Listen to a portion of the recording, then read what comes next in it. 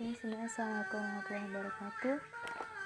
Nah, teman-teman, pertemuan kali ini kita akan ngasihin bank umum dan BPR. Sudah tahu ya bank umum dan BPR ya, gitu. Kita sudah sering bahas, ya, tapi di materi sebelumnya kita bahas bank umum dan BPR. Oke, di sini ada pengertian dasarnya.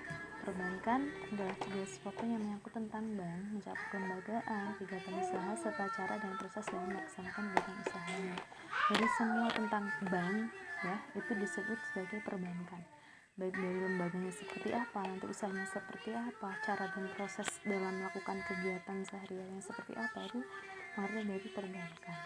Kalau bank adalah badan usaha yang pundanya dari masyarakat dalam bentuk simpanan dan menyalurkannya kepada masyarakat dalam bentuk kredit dan atau bentuk-bentuk lain dalam rangka meningkatkan taraf hidup rakyat banyak. Jadi kalau tujuan bank itu sebenarnya bagus loh Bu, gitu ya, untuk meningkatkan taraf hidup rakyat banyak. Tapi kenapa kalau kredit bunganya mahal sekali begitu? Ini kalau teman-teman ingat mengenai teori tentang bunga gitu ya, kayak gitu. Itu karena bank menganggap bahwasanya bunga itu ya wajar gitu bank dapatkan gitu ya sebagai imbalan jasa kayak gitu. Sebenarnya bank umum adalah bank yang melaksanakan kegiatan usaha secara konvensional dan apabila secara prinsip syariah yang dalam kegiatannya memberikan jasa dalam lalu lintas pembayaran. Jasa dalam lalu lintas pembayaran itu apa? Seperti transfer, clearing gitu ya. Kegiatan ekspor impor itu lalu lintas pembayaran, ada inkaso, ada wesel, ada call money gitu ya. Itu lalu lintas pembayaran. Kalau BPR adalah bank yang melaksanakan kegiatan usaha konvensional atau berdasarkan syariah yang dalam kegiatannya tidak memberikan jasa dalam lalu lintas pembayaran. Jadi perbedaan dasar antara bank umum dan BPR adalah kalau bank umum itu memberikan jasa dalam lalu lintas pembayaran, kalau BPR itu enggak gitu ya. Dulu itu tahun berapa ya, 2013 sepertinya, itu salah satu bank BPR yang punya ATM itu Bank Surya Yuda gitu ya, Banjarnegara apa mana gitu ya gitu. Jadi kebanyakan BPR tuh yang nggak bisa transfer gitu ya, nggak ada ATM gitu ya, apalagi CDM gitu teman-teman. Oke, misalnya simpanan adalah dana yang dipercayakan oleh masyarakat kepada bank berdasarkan perjanjian penyimpanan dana dalam bentuk giro, deposito, sertifikat deposito, tabungan dan atau bentuk lainnya yang dibersamakan dengan itu. Simpanan itu berarti dana yang dipercayakan oleh masyarakat. Jadi masyarakat percaya nih sama bank gitu ya. Itu simpanan. Maksudnya ada giro adalah simpanan yang penarikannya dapat dilakukan setiap saat dengan menggunakan cek, bilet biru, sarana pertambahan lainnya atau dengan pemudah tutupan. Ada deposito, ini penarikannya dapat dilakukan pada waktu tertentu berdasarkan perjanjian. Kalau sertifikat deposito dalam dalam bentuk deposito yang sertifikat bukti penyimpanannya dapat dipindahtangankan. Kalau deposito itu hanya milik seseorang, itu kalau sertifikat deposito itu bisa dipindahtangankan. Misalnya ada tabungan, adalah simpanan yang penarikannya hanya dapat dilakukan menurut syarat tertentu yang disepakati ya. Tapi kalau tabungan tuh nggak bisa diambil dengan cek, duit giro tuh nggak bisa. Tabungan itu misalnya cuma ATM sama buku tabungan tersebut. Dan hampir sekarang itu setiap nasabah harus punya yang namanya ATM. Bahkan bank pun sekarang mewajibkan untuk memiliki m-banking atau internet banking gitu itu ya. Oke, untuk selanjutnya surat berharga.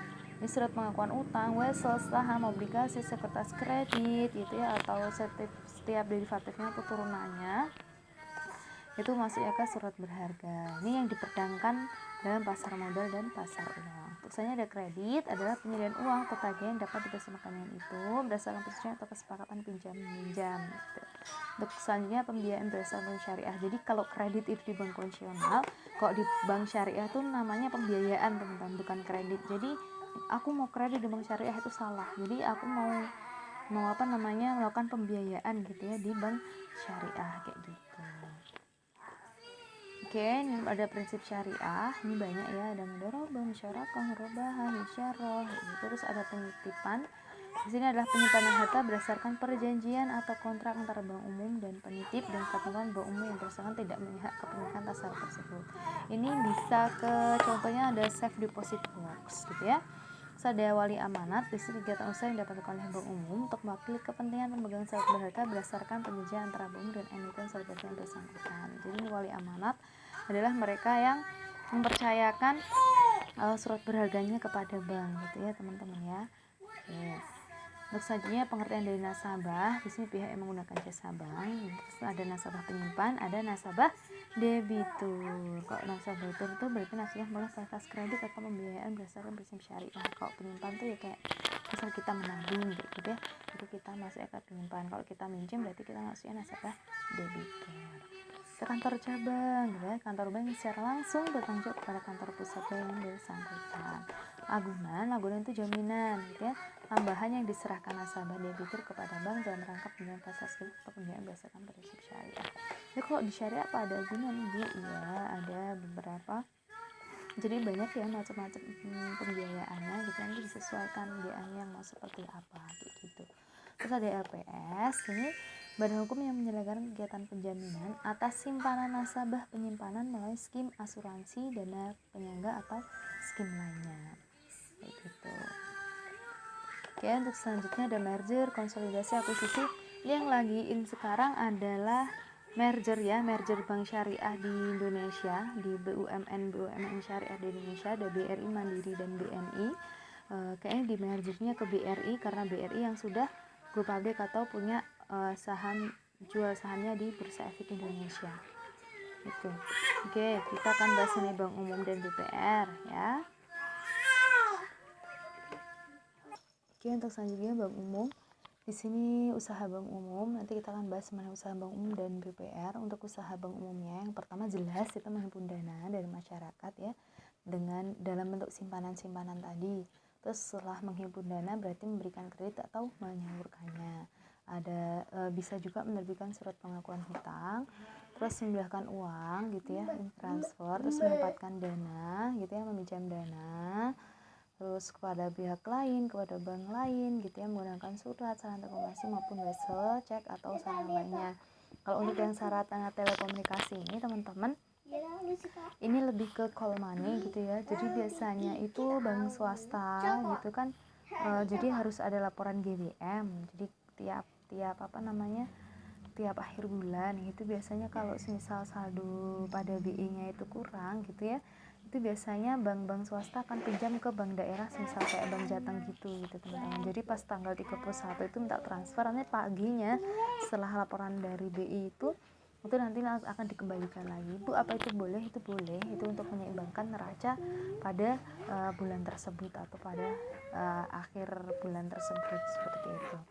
Oke, untuk selanjutnya usaha bank umum, di sini ada membeli, menjual atau menjamin atas risiko sendiri maupun untuk kepentingan dan atas perintah nasabahnya. Ada surat-surat wesel, surat pengakuan hutang, ada SBI, ada obligasi gitu ya. Ada surat dengan jangka waktu sampai dengan 1 tahun atau lebih dari 1 tahun. Jadi di sini lebih ke surat-surat berharga gitu ya. Oke, untuk selanjutnya menerima pembayaran dari tagihan atas surat berharga dan melakukan perhitungan dengan atau antar pihak ketiga. Terus habis itu menyediakan tempat untuk menyimpan barang dan surat berharga ya. Melakukan kegiatan penitipan untuk kepentingan pihak lain berdasarkan suatu kontrak gitu ya. Melakukan penempatan dana dari nasabah kepada nasabah lainnya dalam bentuk surat berharga yang tidak tercatat di Bursa Efek.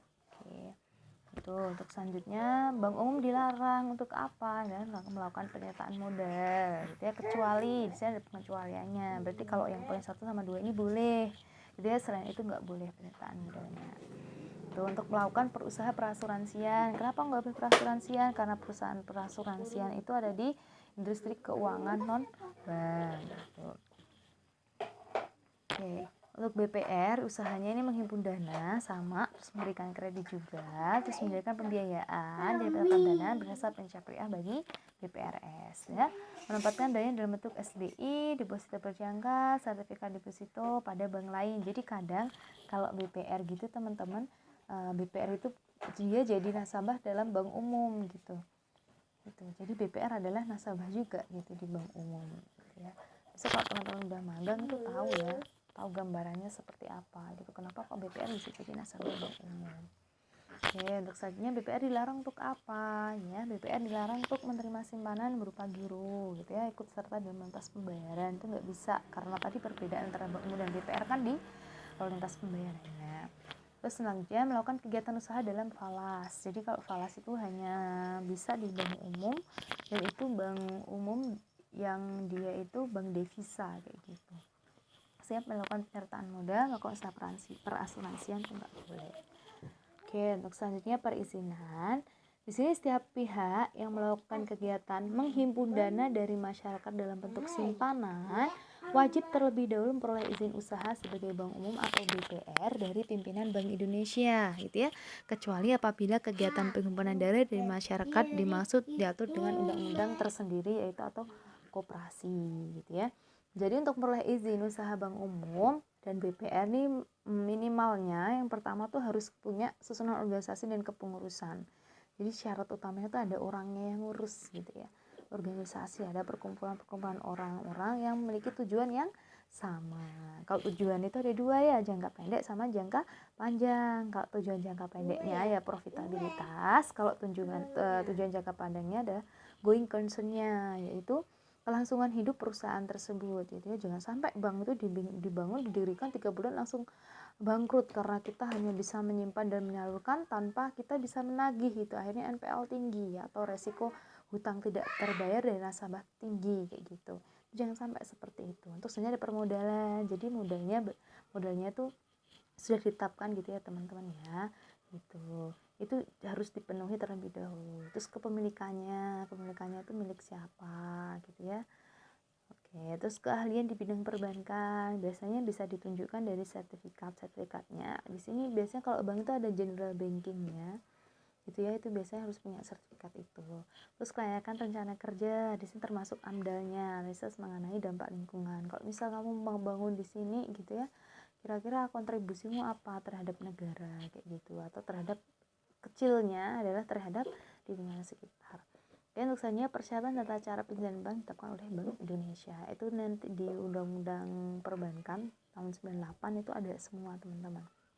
Syarat tata cara perizinan bank kayak gitu ya.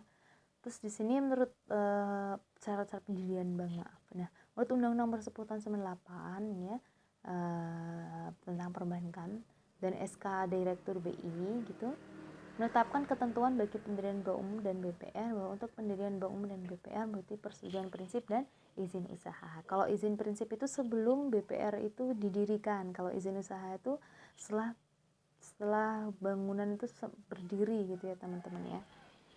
Jadi kalau izin prinsip tuh kalau kita mau bangun, izin mendirikan bangunan kayak gitu ya, itu pertama. Terus lolos AMDAL kayak gitu ya. Terus kalau izin prinsipnya udah ada, baru kita bisa bikin izin usaha kayak gitu. Ini di dasar-dasar perbankan sepertinya sudah dibahas ya, gitu. Harusnya sudah dibahas kayak gitu. Izin usaha, izin prinsip itu berlaku berapa hari kayak gitu ya.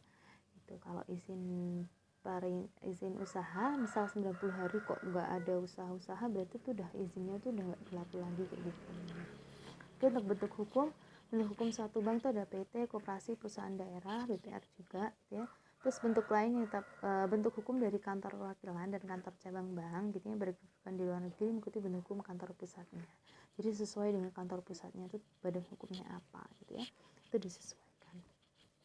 Nah, untuk kepemilikan di sini bank umum yang hanya dapat didirikan oleh WNI atau Badan Hukum Indonesia. Bisa juga warga asing ya teman-teman ya, tapi itu harus ada kemitraan terhadap warga negara Indonesianya, jadi nggak bisa kalau asing sendiri. Tapi kalau BPR itu nggak bisa asing, itu hanya bisa Pemda, pemilik warga WNI gitu ya, individu, atau kemitraan atau kolaborasi antara ketiganya. Nah, bank umum dan BPR berbentuk hukum koperasi di sini aturannya ikutnya di Undang-Undang Perkoperasian, bukan Undang-Undang Perbankan tahun 98-nya gitu ya, karena memang asasnya badan hukumnya ada di perkoperasian. Oke, untuk bank umum dan BPR yang bentuk hukum perseroan terbatas, sahamnya dapat diberikan dalam bentuk saham atas nama. Jadi nggak bisa atas unjuk, harus ada namanya, itu siapa gitu, itu sahamnya. Oke, selanjutnya ada merger, konsolidasi, dan akuisisi. Jadi di sini wajib terlebih dahulu dapat izin dari pimpinan Bank Indonesia, teman-teman. Nggak bisa serta-merta langsung itu keinginan dari bank tersebut, nggak bisa. Jadi Bank Indonesia nanti akan lihat gitu ya, tujuannya apa dan sebagainya. Kemudian mengenai merger, konsolidasi, dan akuisisi ditetapkan dengan peraturan pemerintah. Itu ada PP mengenai merger, konsolidasi, dan akuisisi. Ini yang lagi in ada di merger 3 bank syariah milik BUMN ya. Ada Mandiri, BRI, dan BNI. Itu seperti mergernya ke BRI. Apakah itu nanti ada perubahan-perubahan? Nggak ada, teman-teman. Jadi kalau yang namanya merger itu kan jadikan satu ya, itu untuk menjadikan satu modalnya. Jadi nanti nggak ada yang namanya persaingan harga antar bank gitu. Jadi nasabahnya satu, penghimpunannya sama, atau pencatatannya sama gitu ya. Jadi kuat nanti bank syariah kita kuat gitu. Itu kalau dijadikan satu itu nanti akan lebih kuat gitu. Dan nasabah pun gak akan bingung mau pilih yang mana karena emang sudah ada pakemnya satu gitu. Apa pegawainya dipecat dan lain sebagainya? Ya enggak gitu, karena kantor cabangnya masih tetap sama teman-teman gitu. Jadi lebih ke modalnya gitu sama penentuan harganya gitu ya gitu. Kalau pelayanannya ya nanti mungkin akan muncul budaya baru gitu, tapi saya rasa sih enggak ya, karena orang-orangnya tetap akan sama gitu. Seperti BI kenapa dipecah jadi OJK gitu, apakah dulu tuh ada efek buruknya Bu gitu. Jadi sebenarnya kenapa dipecah gitu, kalau teman-teman lihat kemarin India ya ekspor impor sendiri, pasar modal ada pengawasnya sendiri, sedangkan kita pengawas dari INKB semuanya ada di OJK-nya gitu. Jadi BI itu khusus untuk stabilitas nilai tukar saja gitu, stabilitas perekonomian kita kayak gitu. Itu ya. Oke, untuk selanjutnya kerahasiaan bank. Jadi ini penting untuk bank ya. Kenapa kok kerahasiaan bank? Karena tadi ya fungsi intermediary itu kan lembaga perantara ya antara penghimpun dan penyalur dana gitu. Kita sebagai bank misal gitu ya, kita kan butuh kepercayaan masyarakat. Kalau udah dapat kepercayaan berarti kita harus menjaga rahasianya gitu. Di sini rahasia bank adalah segala sesuatu yang berhubungan dengan keterangan mengenai nasabah, penyimpan, dan simpanannya. Jadi mengenai nasabah dan simpanannya gitu ya. Dan dimaksud dengan segala sesuatu yang berhubungan dengan keterangan mengenai nasabah, penyimpan, dan simpanannya meliputi segala keterangan tentang orang dan badan yang pernah pemberian layanan dan jasa dalam melintas uang baik dalam maupun luar negeri. Apa aja sih gitu ya, ada jumlah kredit, jumlah dan jenis rekening nasabah gitu ya, pemindahan, brand garansi bank, brand sekutuan, brand kredit gitu. Jadi di sini hampir nasabah bank tuh tahu teman-teman, apalagi kalau bagian analisis kredit. Jadi nanti mereka akan melakukan BI checking. BI checking itu nanti kita dapat akun gitu kan ya. Misal nih nama saya, nik saya tuh dimasukkan nomor induk KTP saya apa nama saya. Nanti akan terdeteksi saya punya hutang di bank mana aja. Nah dari situ kita akan lihat kredit orang tersebut tuh masuknya ke kategori lancar atau kurang lancar atau tidak lancar atau bahkan macet gitu. Misal nih pas saya ngajuin hutang ke Bank Jateng, nanti pihak Bank Jateng akan lihat, oh ternyata si Bu Rin ini punya hutang lo di Mandiri dan dia udah nunggak 3 bulan. Oh ternyata juga ada di BRI gitu ya, kalau di BRI nunggak 1 bulan gitu ya. Nanti Bang Jateng akan mikir-mikir, berarti harus dikasih nggak ya gitu ya. Nanti bisa ada pertimbangan seperti itu kayak gitu. Itu ya, karena kerahasiaan itu makanya pihak bank harus menjaga rahasia dari nasabah tersebut. Oke, sifat rahasia bank itu ada dua, ada mutlak dan relatif. Kalau mutlak tuh bener-bener rahasia, bersifat individualis. Ini nggak bisa, bener-bener sifatnya mutlak gitu ya, nggak boleh dikasih tahu ke siapapun tanpa pengecualian dan batasan gitu. Kalau relatif ini sesuai dengan rasa keadilan, jadi ada pengecualian teman-teman. Nih, semua keterangan mengenai nasabah dan keuangannya tercari bank wajib dirahasiakan. Namun bila ada alasan yang dapat dinyatakan oleh undang-undang, rahasia bank mengenai keuangan nasabah bersangkutan boleh dibuka atau dibantah pada pejabat yang berwenang. Nah, ini jadi ada dua sifat rahasia bank. Kalau Indonesia pakainya yang mana? Pakainya yang relatif teori atau sesuai dengan rasa keadilan. Misal kalau KPK gitu ya, itu kan bisa minta, kejaksaan itu bisa minta informasi dari rahasia bank gitu. Ini rahasia bank. Kalau untuk kepentingan perpajakan di sini petugas pajak. Biasanya kalau kita punya simpanan gitu ya teman-teman ya, di batas waktu tertentu gitu, kita akan kena pajak gitu. Itu kayak pajak. Untuk kepentingan penyelesaian piutang bank di sini ya, badan BPNLN ini ya, terus panitia usaha piutang negara PUPN. Terus untuk kepentingan peradilan pidana, hakim di sini ada polisi, jaksa atau hakim itu boleh.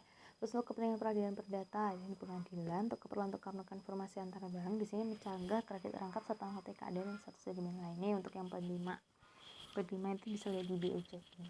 Terus selanjutnya memberikan keterangan atas persetujuan nasabah atau ahli waris. Jadi semuanya ini sudah harus ada surat tugasnya atau surat izinnya. Jadi misal dari petugas pajak datang ke bank itu juga harus ada surat tugasnya gitu teman-teman, kayak gitu. Itu surat tugasnya ke bank tersebut gitu. Bu, apakah harus diketahui oleh Bank Indonesia atau OJK dulu? Ya, kayak gitu. Oke, untuk selanjutnya sanksi pelanggaran kerahasiaan bank. Untuk sanksi pidana di sini ya, sekurang-kurangnya ada 10 miliar dan paling banyak itu ada 2 triliun ya. Ini kurang 0 kayaknya. Terus sanksi administratifnya ini ada denda uang, teguran tertulis, penurunan tingkat kesehatan bank, larangan turut serta dalam kegiatan keliling. Ini ya, kalau kita penurunan tingkat kesehatan bank, di sini sebenarnya yang tahu tuh kita sendiri teman-teman. Yang tahu tuh bank tersebut, cuman kalau bank tersebut sudah TBK itu akan berpengaruh terhadap sahamnya. Nah, tingkat kesehatan bank itu kemarin dia nanya mengenai Kemoles ya, itu diukur dari situ. Kalau sekarang tuh pakainya RGEC gitu ya, rentabilitas, good corporate governance, earning, dan capital atau modal. Nah, untuk selanjutnya di sini ada kegiatan clearing. Kegiatan clearing itu misal gini, kita transfer nih, tiap hari kan transfer ya, itu uang larinya kapan dong gitu ya, itu larinya kapan dong gitu. Ada kegiatan clearing itu teman-teman, jadi nggak mungkin selisih gitu ya, makanya itu nggak mungkin selisih. Ini uang kok angka doang yang dikirim ke sana, angka doang yang dikirim ke sini gitu, uangnya larinya kapan, uangnya larinya di mana gitu. Gitu ya, itu masuknya ke nanti ke clearing. Nanti jadi ada kayak menang clearing sama kalah clearing kayak gitu. Kalau menang clearing itu berarti banyak yang transfer ke kita, kalau kalah clearing itu berarti kita banyak mentransfer kayak gitu. Nah, terus selanjutnya ada pembukaan kegiatan usaha tertentu gitu ya, baik untuk kantor cabang maupun untuk bank secara keseluruhan. Terus ada pemberhentian pengurus bank dan selanjutnya menunjuk dan mengangkat pengganti sementara. Terus pencalonan anggota pengurus pegawai bank, pemegang saham dalam daftar orang tercela di bidang perbankan. Kalau udah masuk daftar tercela di bidang perbankan, kita nggak boleh lagi loh kerja di bank. Kalau nabung masih boleh, masih kayak gitu ya, karena pelanggaran kerahasiaan bank biasanya dilakukan oleh pihak-pihak dari bank-bank tersebut gitu. Kalau nasabah sih enggak gitu teman-teman. Oke, cukup sekian. Jika ada pertanyaan bisa langsung ditulis ya di grup WA atau di kolom komentar. Oke, terima kasih.